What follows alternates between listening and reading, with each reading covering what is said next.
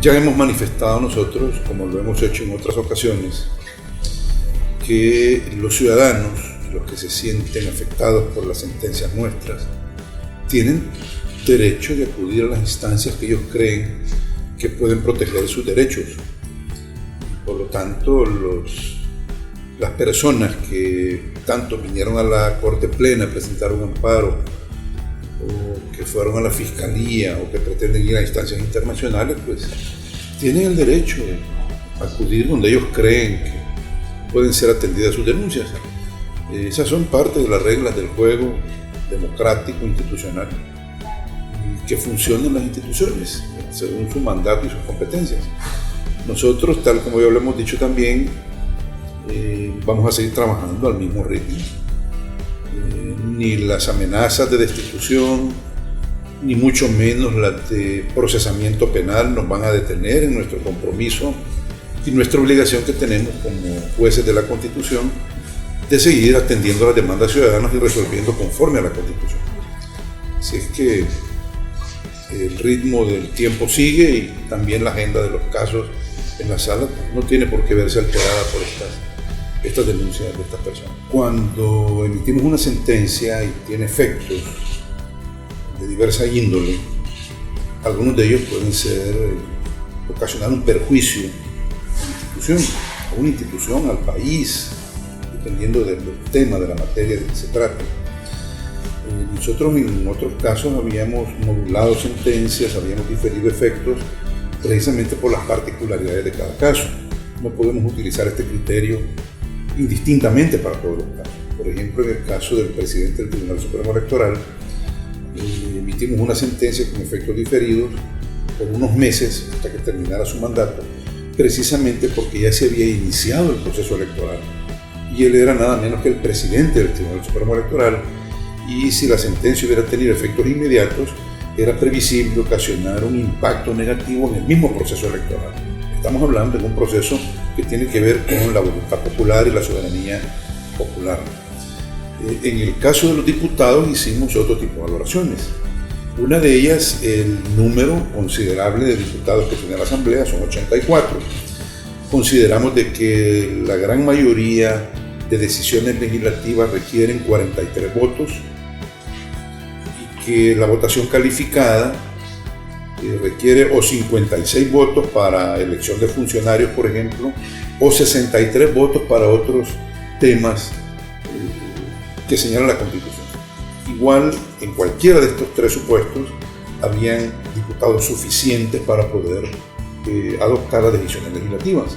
Y por lo tanto era previsible que el perjuicio en la Asamblea no iba a ser tal, como de hecho se ha demostrado en un mes que no ha habido tal perjuicio, porque los diputados propietarios son los llamados por el pueblo para que lo represente en las tareas legislativas cotidianas, en el trabajo del día a día de la Asamblea.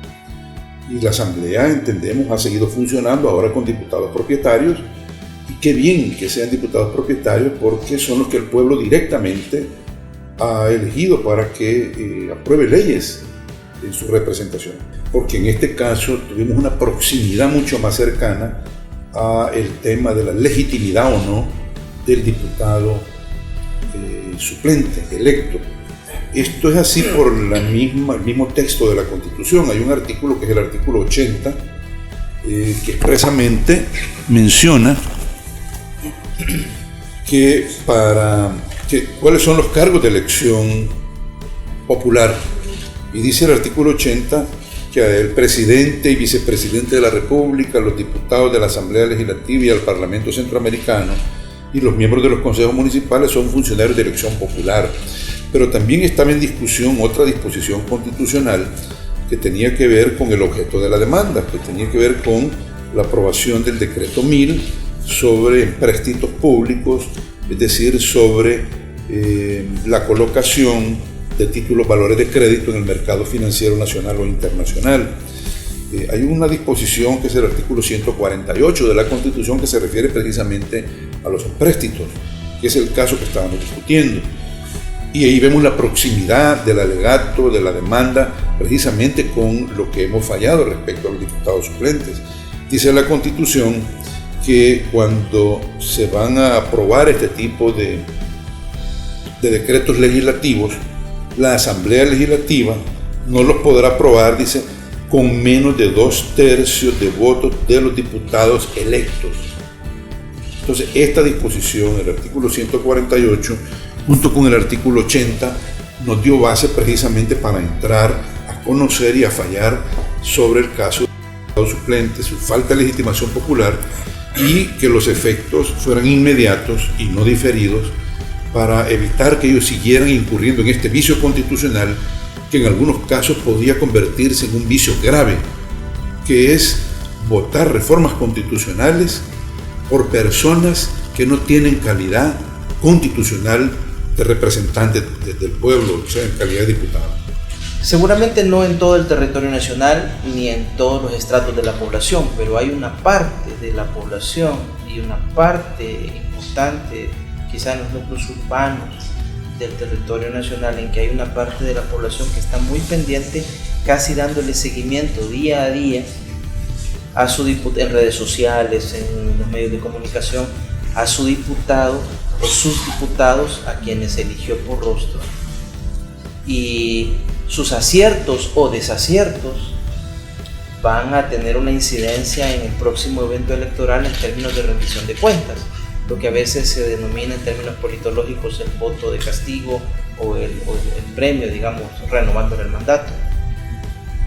Eso implica que en la toma de decisiones, todas las que se le encomiendan a la Asamblea, aprobación de préstamos, impuestos, elecciones de segundo grado, reforma de la Constitución y toda la legislación que se aprueba ordinariamente, que intervengan diputados que sí estén sujetos a ese examen y rendición de cuentas.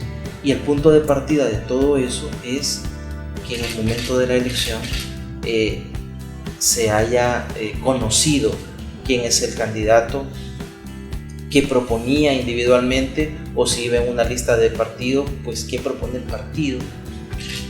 Vinculado con esta jurisprudencia están otros temas colaterales, pero que en nuestra visión confluyen en lo mismo. Por ejemplo, que no se puede aprobar el acuerdo de reforma constitucional después que ya se hizo la elección que configura la segunda legislatura, por ejemplo.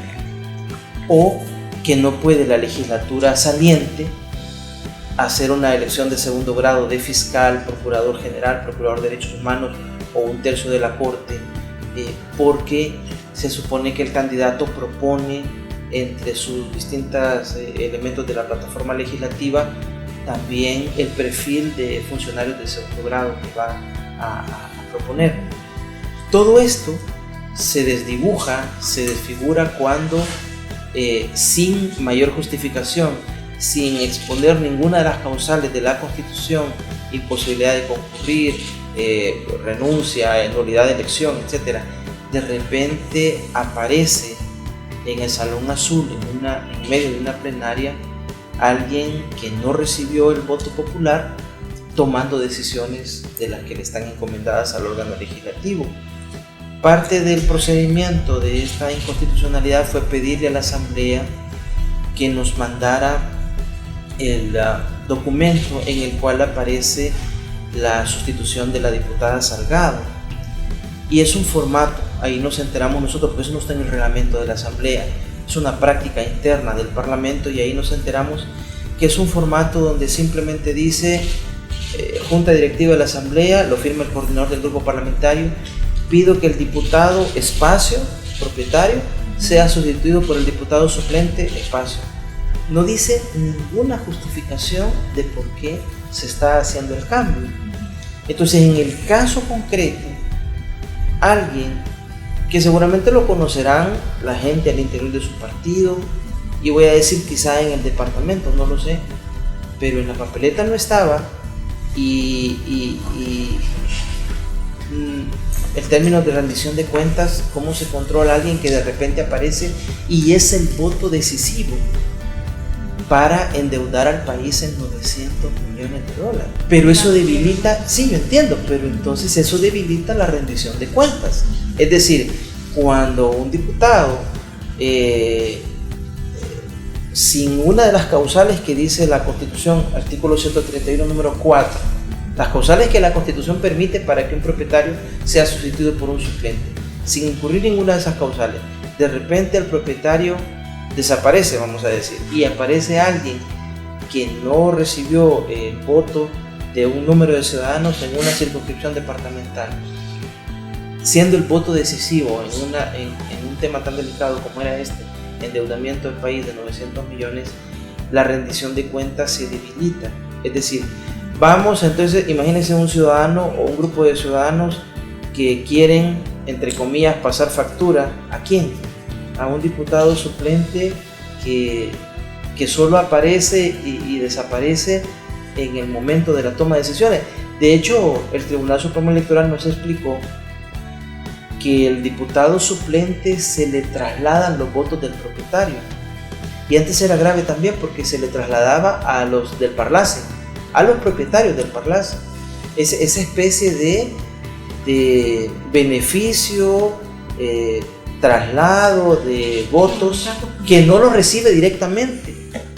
O sea, esta sentencia, en la lógica de nuestra jurisprudencia desde julio de 2010, va coherentemente con la idea de que se vota por la persona, se deposita la confianza en la persona y a ella se le va a exigir rendición de cuentas en el día a día. Por ejemplo,